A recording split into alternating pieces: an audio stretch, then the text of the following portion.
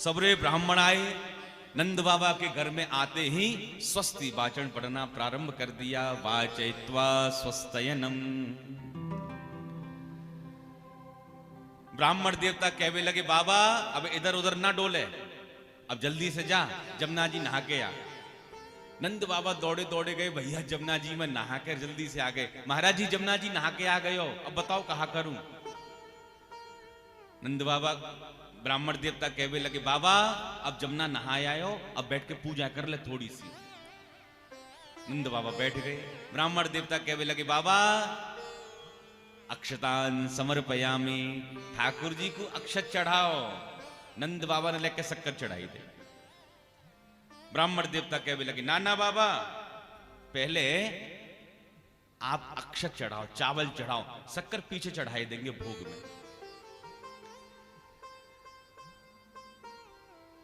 ब्राह्मण देवता कहने लगे, बाबा पुष्पम समर्पयामि। नंद बाबा ने लगे दूबा चढ़ाई दे। अब तो ब्राह्मण देवतन को मूड खराब है।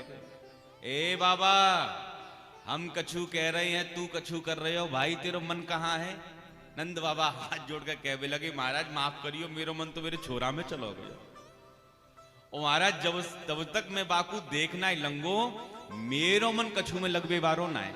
आप तो एक काम करो, बढ़िया से मुंह से दक्षिणा ले लो और मेरे बदले की पूजा आप ही कर दो। तब यहां नंद बाबा ने ब्राह्मणों को क्या दिया है, धेनु नाम नियुते प्रादाद विप्रेभ्य समलंकृते तिलात्रीन सप्तरत्नौघ शातको भाबरा प्रताप। नंद बाबा ने सभी ब्राह्मणों को धेनु नाम न्यूते प्रादा, संस्कृत में न्यूत कहते हैं 2 लाख को, 2 लाख का यहां पर दान किया है गायों का। 2 लाख गाय दान में दी। अन्य के 7 पर्वतों का दान किया। तिलाद्रीन सप्त रत्नौघ, अन्य पर्वत का दान समझे। एक स्थान पर इतनी अन्न की राशि इकट्ठी की जाए कि एक व्यक्ति दूसरे व्यक्ति को देख ना पाए। उस अन्न को कोड़े कपड़े से ढांक करके, द्रव्य दक्षिणा रख करके जो संकल्प लिया जाता है उसको अन्न पर्वत का दान कहते हैं। नंद बाबा ने ऐसे अन्न के 7 पर्वतों का दान किया है, खूब अलंकार दिया है। नंद बाबा निकरे, महाराज छोरा को मोड़ो देखवे के ताई इतने ब्रजवासी ने पकड़ लिए। और नंद बाबा बताओ कैसे कैसे कपड़ा पहने फिर रहे हो, चल हमारे साथ। अब तो महाराज सबरे ब्रजवासी नंद बाबा को श्रृंगार कक्ष में ले गए। काऊ ने महाराज चमकीली फड़कीली बगलबंदी पहराई दी, काऊ ने बढ़िया सी धोती पहराई दी, काऊ ने बढ़िया सी गले में सुंदर सा पटका डाल दियो, काऊ ने माला पहराई दी, काऊ ने महाराज पगड़ी बांध दी, काऊ ने मोटो मोटो काजर महाराज आंखन में खींच दियो, मुंह में पान दबाई दियो, इत्र फुले लगा दियो, मूछन में महाराज ताव लगाई दियो।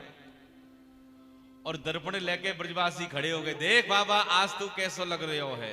अब तो बाबा पगड़ी ठीक करें, पटका ठीक करें, माला ठीक करें। और ब्रजवासियों से बाबा कहने लगे, ब्रजवासियों तुमको मेरी सौगंध है, आज तुम सच्ची सच्ची बताओ मैं कैसो लग रही हूं।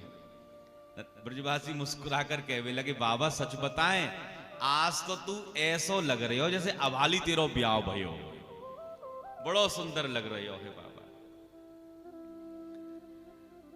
जो याचक नंद बाबा के घर में मांगने के लिए आ रहे हैं, नंद बाबा आज उनको अयाचक बनाकर भेज रहे हैं, इतना सारा दे रहे हैं। एक ब्राह्मण देवता आए महाराज जी नंद बाबा के घर में, और नंद बाबा से कहने लगे, महाराज मोको तो 1000 गैया चाहिए। अब ब्राह्मण देवता नंद बाबा के घर से 1000 गैया ले गए। अब घर में गैया लेके आए तो घर में गैया ही गैया। अब 1000 गैया का थोड़ी हुए महाराज। पंडितानी गई थी यमुना जल लेवे के ताई, पंडितानी आई घर में गैया घुसी देखी तो नाराज है गई, और ये गैया कहां से ढील लाए, इतनी सारी गैया, कौन की गैया है ये? ब्राह्मण देवता कहवे लगे, अरे बाबरी तो को खबर ना है, नंद बाबा के घर में छोरा को जन्म भयो है, बुढ़ापे की संतान है, बधाई में 1000 गैया लेकर के आयो हूं। अब पंडितानी और नाराज, अरे 1000 गैया लेके तो आगे बांधोगे कहां पे, कहां खिलाओगे पिबाओगे, तुम्हारी मती मारी गई है बिल्कुल। अब पंडित जी विचार करने लगे, या को तो मूड खराब है गए, मैं तो सोच रहे हो तो पंडितानी खुश है जाएगी। तो पंडित जी कहवे लगे, अरे बाबरी तो को खबर ना है, पूरी बात ना है सुने, मैं ये सोच रहे हो तो कि 500 गैया अपनी ससुराल भेज दूंगो और 500 गैया यहां रख लूंगो। पंडितानी खुश है गई, बहुत बढ़िया बात कही तुमने, जीवन में पहली बार आपने अच्छी बात करी है आज। प्रेम से बोलिए राधे राधे। उत्सव तो महाराज विराम होवे को नाम ही ना ले रहे हो, कब सुबह है रही है, कब शाम है रही है, लेकिन नंद बाबा को याद आया। देखो नंद बाबा हैं ब्रज के राजा, नंद बाबा के पास में है 9 लाख गैया, इसलिए राजा कंस ने नंद बाबा के ऊपर इनकम टैक्स लगाई दिया, कर लगाई दिया। नंद बाबा कहने लगे, अरे भैया ब्रजवासियों देखो भूल है गई, कर की तिथि निकली जा रही है, समय पर राजा कंस को करना है पहुंचायो, कंस तो वैसे ही दुष्ट है, न जाने कौन सी आफत खड़ी कर देगो। ब्रजवासियों तुम प्रेम से उत्सव को आनंद लो, और मैं राजा कंस को कर दे के अभाल देख लौट करके आऊं, और जब तक मैं लौट कर ना आऊं मेरे छोरा की रक्षा करियो। गोपान गोकुल रक्षाया निरूप्य मथुरा गतः नंदः कंसस्य वार्षिक्यम् करम दातुम कुरुद्वः। हे कुरुद्वः, हे राजा परीक्षित, नंदः कंसस्य वार्षिक्यम, वार्षिक कर देवे के ताई नंद बाबा निकल पड़े। नंद बाबा पहुंचे गोकुल से मथुरा, और मथुरा से गोकुल में आ गई हमारी मौसी जी, क्या नाम है?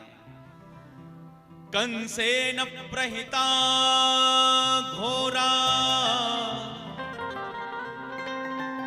पूतना बाल घातनी शिशुश्चचार निघ्नन्ति पुरग्राम प्रजादिशो। नगर ग्रामों में भ्रमण करती हुई बालकों की हत्या पूतना जैसी ब्रजमंडल में आई, और भैया ब्रज में तो उत्सव मन रहा है, नंद के आनंद भयो जय कन्हैया लाल। पूतना विचार करवे लगी, मेरो नाम है पूत ना, और मेरे सामने पूत को उत्सव मन रहो है, फिर तो भैया मेरा पूतनो नाम है वो ही बेकार है, और मैं आई हूं बालकन की हत्या करवे के ताई, तो चलो श्री गणेशाय नमः या नंद के छोरा से ही करें। अब नंद को छोरा है कहां पर हमें तो पता ही नहीं। संयोग की बात ऐसी रही, वाई समय कुछ गोपियां सज धज के बधाई हाथ में लेकर नंद भवन की ओर जा रही थी। पूतना विचार करने लगी, यदि इन गोपियों के झुंड में जाकर मिल गई तो मैं भी नंद के लाला के पास पहुंच जाऊंगी। सुखदेव महामुनि कहते हैं, परीक्षित इस पूतना ने माया के द्वारा अपना सुंदर स्वरूप यहां प्रकट कर लिया है। सुखदेव जी कहते, पता है परीक्षित कैसी लग रही थी पूतना सज करके? गोप्य श्रियम द्रष्टुमिवागतां पतिम, ऐसी लग रही थी पूतना सज करके, माया का रूप बना करके, जैसे साक्षात श्री देवी ही आ गई हो। भगवती लक्ष्मी, भगवती रमा जैसा सौंदर्य पूतना का हो गया। अच्छा एक बात बताएं, माताओं का स्वभाव होता है, चाहे कितनी भी अपरिचित माताएं बगल में बैठी हों, नेक महाराज बात भर कर भी की देर है, फिर तो